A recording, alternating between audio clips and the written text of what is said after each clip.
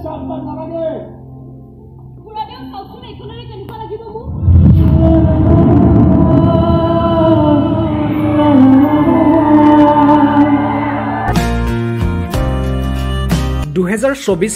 নাট্যবৰ্ষৰ theatre সূৰ্যৰ মঞ্চত জনপ্ৰিয় অভিনেতা উৎপল দাস।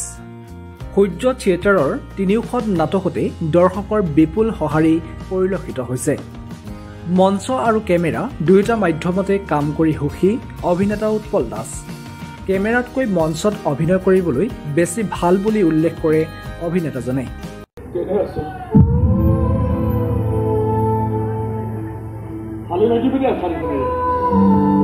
বিগত 2 বছৰ পিছত এই বছৰো ভ্ৰাম্যমানত থকাৰ অভিজ্ঞতা খুবেই সুন্দৰ, কিয়নো প্ৰত্যেকটো পেণ্ডেলতে আৰম্ভণিৰ পৰা মানুহৰ সমাগম ঘটিছে।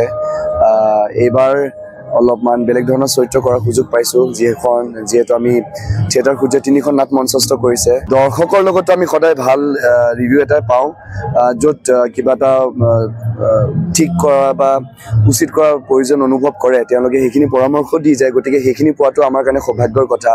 কিন্তু প্ৰত্যেকটো সমিতি এতিয়ালৈকে আমি যিমান আভাস সমিতিৰ লগত নাট মঞ্চস্থ কৰিলোঁ বিভিন্ন ঠাইত, প্ৰত্যেকটো সমিতিয়ে এটা কথাই খুব সন্তুষ্টি প্ৰকাশ কৰিছে যে এইবাৰ থিয়েটাৰ সূৰ্য 3খন নাটে খুব মনমোহা হৈছে, খুব ভাল লগা হৈছে। গতিকে আমাৰো সৌভাগ্য, প্ৰত্যেকটো নাট্য দলে সেইটোৱে বিচাৰে যে প্ৰতিটো নিশা যিটো নাট মঞ্চস্থ কৰে সেই নাটকখনো মানুহে আদৰি লওক।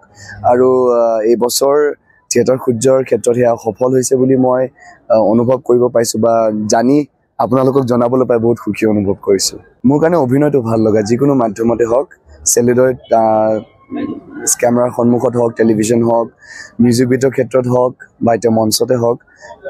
মঞ্চত এতিয়া মই অভিনয় কৰিবলৈ শিকি আছোঁ। গতিকে এই প্ৰক্ৰিয়াটো যাতে আৰু অব্যাহত থাকক, মানুহৰ যিখিনি মৰম সন্মান পাইছোঁ তাৰ আৰু যোগ্য হ'বলৈ যাতে মই আৰু প্ৰস্তুত কৰিব পাৰোঁ নিজকে, তাৰে চেষ্টা চলি আছে। 6 বছৰ ভ্ৰাম্যমানত অভিজ্ঞতা বুটলা অভিনেতা উৎপল দাসে ভ্ৰাম্যমান উদ্যোগটোৰ বিষয়ে কয় যে অসমৰ একমাত্ৰ এনেকুৱা এটা উদ্যোগ য'ত কেৱল অসমীয়া মানুহ নিয়োজিত হৈ আছে। বহু লোকৰ জীৱিকা, অস্তিত্ব, পৰিশ্ৰম সোমাই আছে এই ভ্ৰাম্যমান উদ্যোগটোত।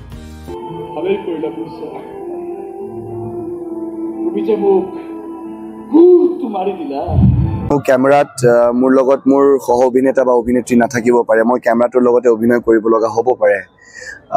হয়তো মই কিবা এটা পাহৰিলে মই অলপমান সময় লৈ সংলাপখিনি কোৱাৰ মই সুযোগ পাব পাৰোঁ, কিন্তু ইয়াত স্বতঃস্ফূৰ্তভাৱে সকলো কামখিনি কৰিব লাগে। কিন্তু যিহেতু মই শিকি আছোঁ, মই এটা কথা উপলব্ধি কৰিছোঁ, মঞ্চত অভিনয় কৰিবলৈ বেছি ভালহে, কিয়নো প্ৰত্যেকটো বস্তু লগালগ হৈ আছে। আপুনি ক্ৰিয়াৰ লগত প্ৰতিক্ৰিয়া প্ৰকাশ কৰিবলৈ বাধ্য। সংগীত সংগীত চলি থাকে। গতিকে অনুভূতিবোৰ প্ৰকৃততে সঁচা যেন অনুভৱ হয়। দৰ্শকৰ যিটো উৎসাহ, যিটো হুঁচৰি বা চিয়াৰিং আপ এটিটিউড, সেই বস্তুটো, সেই এনাৰ্জিটো অনুভৱ কৰা যায়। কাৰণ ভাল পালে দৰ্শকে হাত চাপৰি দিয়ে বা কিৰিলি পাৰে বা ঠাট্টা কেতিয়াবা কিবা ভুল হ'লে ঠাট্টা কৰে। গতিকে সেই ৰিয়েকশ্যনটো যে লগে লগে পোৱা যায়, সেইটো এটা ডাঙৰ উপলব্ধি অভিনয়ৰ ক্ষেত্ৰত। অন্য মাধ্যমত সেই মাধ্যমৰ পৰা এডিটিং টেবুলত গৈ তাৰপাছত মুক্তি পোৱালে আমি বাট চাব লাগে। গতিকে ইয়াত মানে সকলো বস্তু ইনষ্টেণ্টলি হয়। গতিকে সেইটো এটা খুব গোল্ডেন অপৰচুনিটি বুলি মই ভাবোঁ।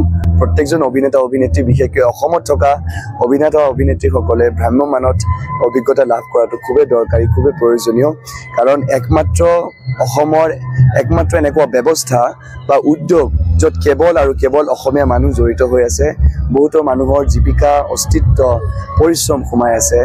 আৰু এটা যিটো ধাৰা, ইমান বছৰৰ যিটো পৰিক্ৰমা, সেইটোত আমিও ক'ৰবাত মানে সহযোগ কৰিবলৈ সুযোগ পাইছোঁ। গতিকে আমাৰো খুব সৌভাগ্যৰ কথা। এই পৰিৱেশটো যাতে সময় উপযোগী হয়, দৰ্শক উপযোগী হয়, লগতে প্ৰযোজক উপযোগী হয়, তাৰে কামনা কৰিছোঁ। 2025-26 নাট্যবৰ্ষৰ বাবে ইতিহাস থিয়েটাৰৰ সৈতে চুক্তিবদ্ধ হৈছে অভিনেতা উৎপল দাস। ইয়াৰ লগতে অভিনেতাজনে থিয়েটাৰ শেষ হোৱাৰ পাছত ককা দেউতা, নাতি আৰু হাতী দ্বিতীয় খণ্ডৰ চিত্ৰগ্ৰহণত ব্যস্ত থাকিব।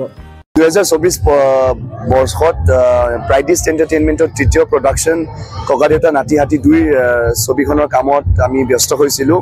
যিহেতু আমি প্ৰায়বোৰ কলা কৌশলী ভ্ৰাম্যমানৰ লগত জড়িত, গতিকে আমি ভ্ৰাম্যমানলৈ আহিব লগা হ'ল। জুলাইত গতিকে সেই প্ৰজেক্টটো এই ছিজনটো শেষ হোৱাৰ পিছত মানে এই নাট্যবৰ্ষৰ শেষত আমি আকৌ সেই কামটোত আমি সোমাম গতিকে 2025 বৰ্ষত ককা দেউতা নাতি আৰু হাতী 2 মানে দ্বিতীয় সংস্কৰণখনত কামত ব্যস্ত হ'ম মই জনামতে ইতিমধ্যে মোৰ লগত যতীন দা আছে